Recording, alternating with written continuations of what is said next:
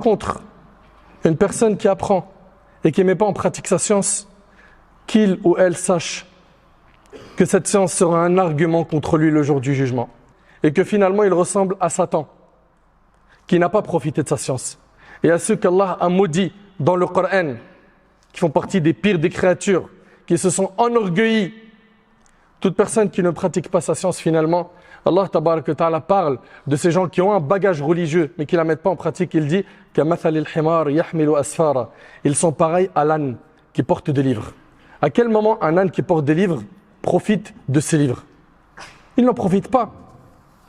Et mes chers frères, mes chères sœurs, sachez que le jour du jugement, Allah subhanahu wa ta'ala fera en sorte que certains qui ont eu un bagage religieux, qui avaient la science, vont se retrouver humiliés en enfer. Comment?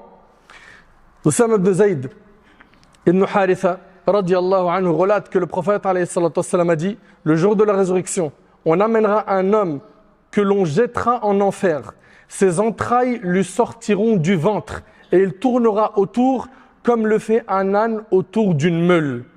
Donc on va le jeter en enfer, ses entrailles lui sortiront du ventre et il tournera autour comme le fait un âne autour d'une meule. Les gens de l'enfer se rassembleront alors autour de lui et lui diront: oh un tel, que t'arrive-t-il?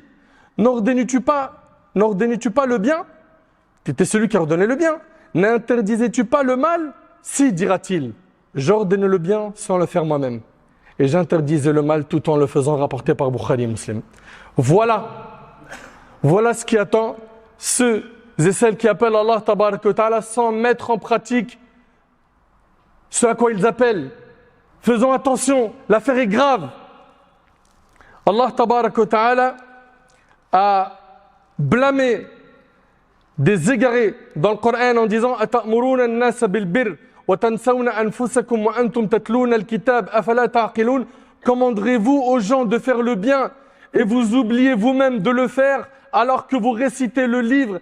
Êtes-vous donc dépourvus de raison? Allah, il a considéré que ces gens-là sont dépourvus de raison. Pourquoi? Parce qu'ils ont un bagage religieux, ils appellent Allah, mais ils font l'inverse de ce à quoi ils appellent. C'est terrible. Est-ce que vous réalisez qu'à la fin, ces personnes-là qui ont sacrifié des années dans la science, à s'asseoir auprès des savants, à étudier des livres, à les mémoriser, à délaisser le confort, à abandonner leur famille pour aller vivre à l'étranger et étudier auprès des gens de science, à la fin ils se retrouvent humiliés en enfer? Par Allah, c'est terrible.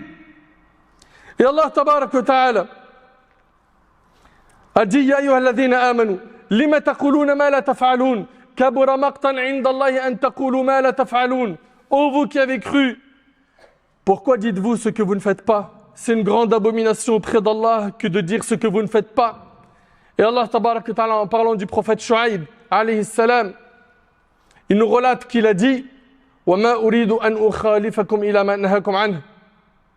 Je ne veux nullement faire ce que je vous interdis. Mes chers frères, mes chères sœurs, sachez que les gens qui écoutent ceux qui appellent à Allah ne profitent des paroles des prêcheurs que lorsqu'ils les voient en accord avec quoi?